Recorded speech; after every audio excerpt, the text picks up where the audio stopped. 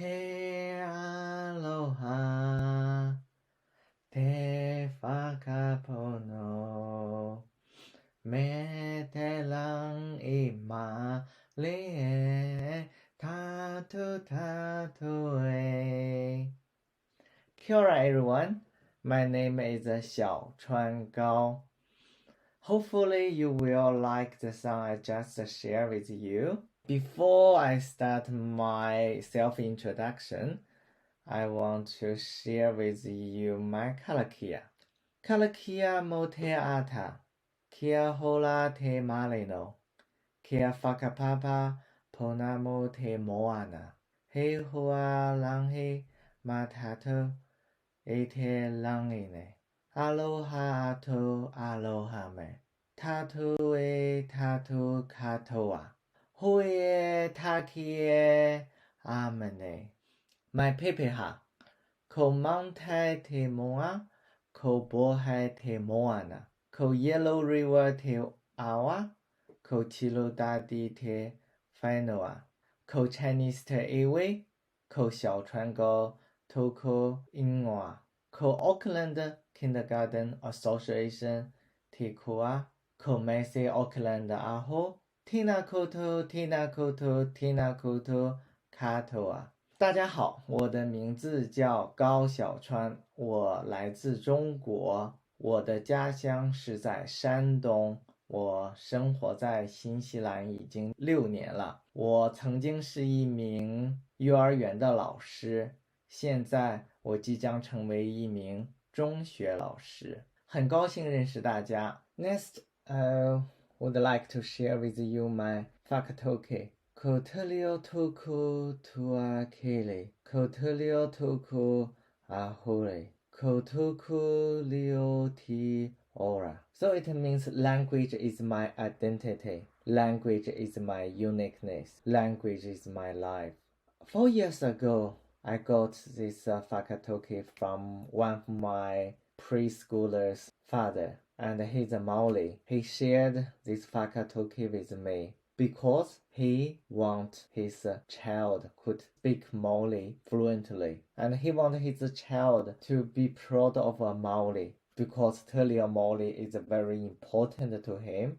From the 1 year study, I felt like I really learned a lot from learning and teaching, from curriculum and pedagogy, from 2 meaningful practicums. I would like to explore my teaching philosophy in line with the teaching standards and professional codes.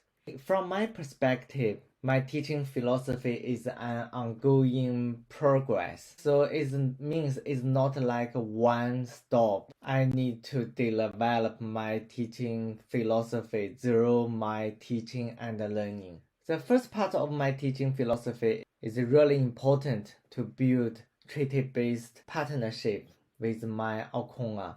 So before, I think my akonga is like empty containers. I need to teach them knowledge and to fill the container. But now, I believe it's more important to know who are my akonga before I teaching them. Making their identities central to their learning is really important before you teaching them. Otherwise, your teaching will become meaningless. The second part of my teaching philosophy is about building relationship-based learning and teaching. Before the course, I think education is about developing a holistic system that can make all the learners to fit in. But now, I have realized that education is about weaving a mat that all learners and their funnel and their local AV can stand on.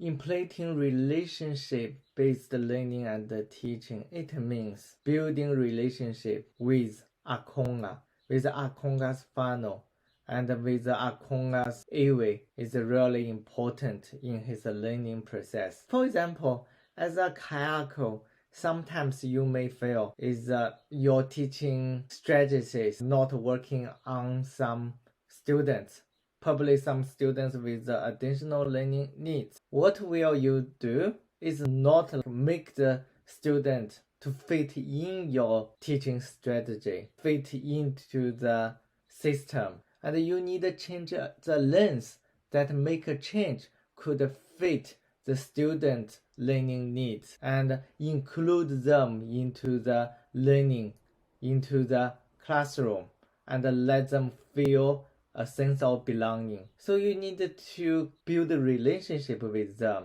and let them know you are here to help them. Also, building relationship with the Akonga's funnel to know their intentions for their Akonga, to know their aspirations for their children. Also, you can get help from the local AWA. The last part of my teaching philosophy is about supporting Akonga to be a lifelong learner and achieving sustainable success. Before I studying the course, I thought NCEA is the only golden rule I need to follow. And my responsibility is teach my Akonga to follow the teaching and to pass the exam. But now I realize that I have a more important thing to teach my Akonga is scaffolding my Akonga to be good adults and have a sound of values that they can live by. Also, they are the forces can make Aotearoa move forward. I will use professional teaching codes and 6 teaching standards to discuss this scenario. So it's very obvious for this year 9 student in my classroom when the teacher aide is here and he has built a very good relationship with the teacher aide and he could do his work and focus on learning. If the teacher aide is not here, and the situation will be totally different. He might be isolated from the class and become disruptive for the classes. So, first of all, I think I need to talk to the students and know my Akonga well. Is the requirement of the teaching standard build treaty-based partnership with my Akonga? I need to know my Akonga well before I teach him. What's the reasons behind it? Why the student need the teacher aid to support his learning? What kind of additional learning needs the student have? So through building relationship with the Akonga, I can know what kind of additional learning need, cost, the result, and make him struggling with the study. So I can implement the relevant effective teaching strategies to support the Akonga.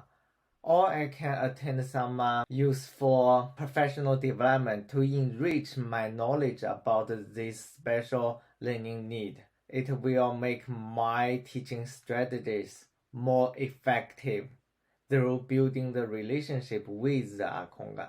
So through building the treaty-based partnership with the Akonga, I will gain a better understanding what's my Akonga's strengths and what's the Akonga's interest. Probably I will motivate them to use her or his strengths, interest to make contribution to the class. He will feel that he has the belonging of the class and he still or her can still make contribution to the class, and he will feel not isolated, and he will feel he is also included in my class, included in the learning. So his behavior or her behavior will be less disruptive. Secondly, I want to talk to the teacher aide. So from the description, I can say that the teacher aide build very good relationship with the Akonga, make the Akonga focus on his learning. So I think I need to talk to the teacher aide to know what kind of teaching strategies the teacher aide used to help the Akonga. So I will know those teaching strategies are very effective for the Akonga. So I will continue to use it for this akonga to support his or her learning. So this is also the requirement of the teaching standard professional relationship. It means it's not the kayako himself to help the akonga. So I also can learn from my teaching professions to know what kind of teaching strategies is useful for the akonga. So this is the collaborative teamwork to make the akonga's learning happen. Thirdly, I will talk to the akonga's parents, the final. So through talking to his or her parents, I will know what my akonga looks like at home and what did he or her parents final at home support his learning at home. Also, I will gain a better understanding what kinds of expectations from their parents. In addition to building treaty-based partnership with my akonga, know what my akonga's interests and strengths and make their identity central to their learning, and working collaboratively with the teacher aid and with the akonga's final to support the akonga's learning. I think as a PCT, I also need to ask advices and suggestions from my mentor, from the HOD, or from the dean, because they have more experience than me to deal with the scenario. For example, if I come up with an idea, I could talk to them first before I implement in my classroom. For example, I prefer before the teacher aid leave, we make the teaching strategy step by step. For example, the whole class 1 hour. So probably I suggest the teacher aid to assist the student for about 30 minutes and then step back to observe what will happen for this akonga. So next step, if the akonga can follow the right track to adapt to the change, so we can do the next step, the 1 hour, and the teacher aid will assist the student about 20 minutes. So the rest of the 40 minutes, the teacher aid will step back and then we will watch what will happen next. So we want to make it the next step by step, not suddenly. So the reason I implement the teaching strategy is I don't want the sudden absence of the teacher aid cause the negative impact on the student learning, on the student passion, even the student mental health. Over the time, the akonga can adapt to the change.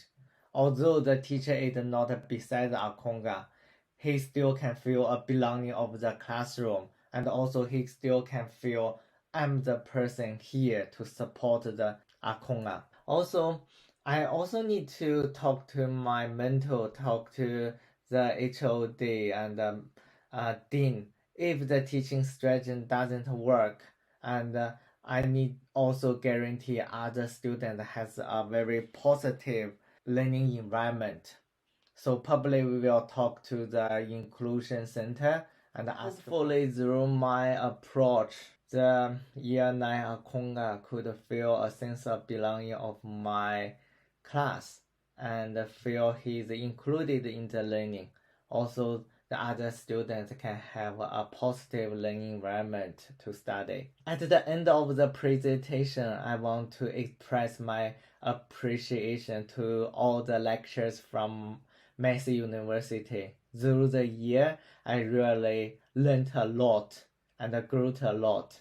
Thank you very much. Ti aloha, ti whakapono. Me te langi mali e tatu tatu e